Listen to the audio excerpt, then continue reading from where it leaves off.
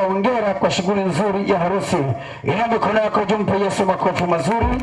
Lakini pia asanteni sana watu wa eneo hili la Sega. Tumepita huko na kule kwenye miji yenu, hamjatupiga, hamjatutukana, tumefanya huduma ya kimungu. Makofi yetu kwa ajili ya watu wa Sega tena. Thank you. Nimemaliza. Basi mara baada ya kumaliza shukrani zangu ni chukua nafasi kwa kujitambulisha. Mimi majina yangu naitwa Lazaro, baba yangu anaitwa Shabani na babu yangu anaitwa Sulemani. Zamani mimi nilikuwa Muislamu lakini nikaokoka, nikampa Yesu maisha. Semeni amina kama unanielewa. Kwani hapo nimetukana, si nimeshuhudia jamani? Kila mtu ana uhuru. Jamani si amina Kama zamani ningesimama hapa ningeanza kusema fa'astaghfiru billahi minashaitani rrajim bismillahir rahmanir rahim, au nikakwambia salamu alaykum ukasema wa alaykum salam, wengine wakasema wa alaykum fakat, basi ni hivyo. Lakini sasa tunaanza na jina la Yesu Kristo. Sema amina kubwa. Nawapenda sana Waislamu, ni ndugu zangu na nawapenda sana. Na karibuni tuko pale kwa mama nani, njoo tutie story tuongee. Sema amina kubwa. Haya.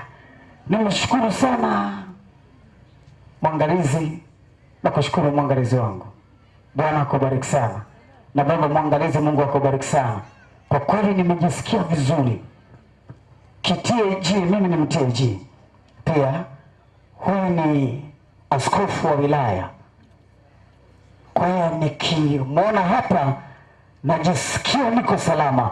Kwa hiyo Bwana Yesu makofi na vigelegele kwa ajili ya askofu wa wilaya wa KTAG. Bwana akubariki sana. Amina.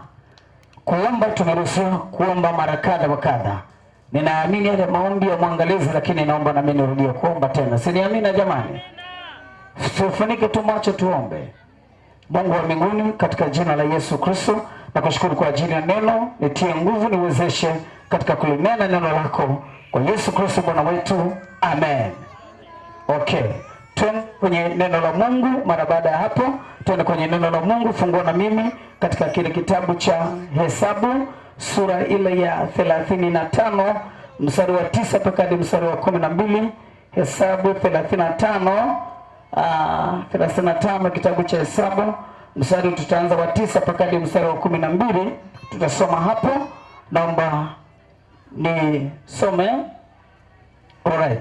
Biblia inasema hivi: kisha Bwana akanena na Musa na kumwambia, nena na wana wa Israeli uambie, mtakapovuka mto Jordani na kuingia nchi ya Kanaani, ndipo mtajiwekea miji, ile miji ya makimbilio kwa ajili yenu, ili kwamba mwenye kumwoa mtu pasipo kukusudia kumwoa apate kukimbilia huko.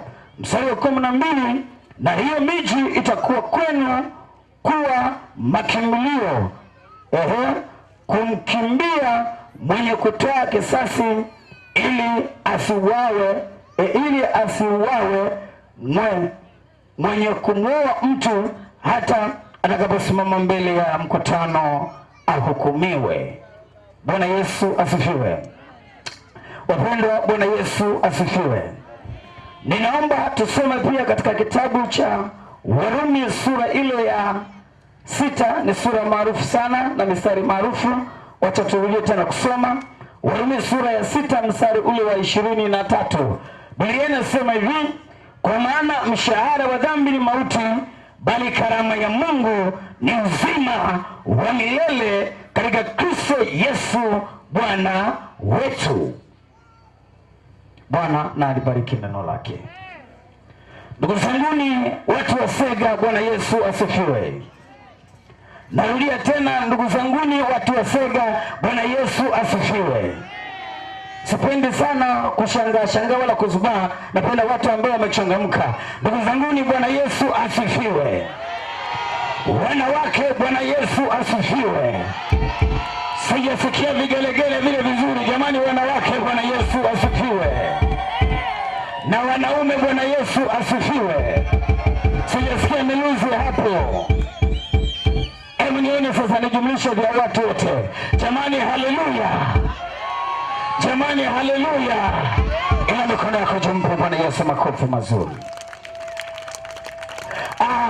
Jioni ya leo ninataka nikuletee ujumbe wa neno la Mungu, na ujumbe wetu kwa jioni ya leo unasema hivi: Yesu ni kimbilio.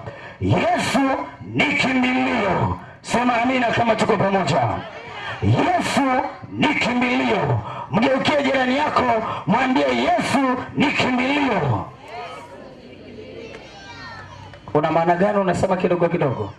Alafu nakuonya msitie story kwenye uwanja wa mkutano, ni unamkosea adabu Mungu.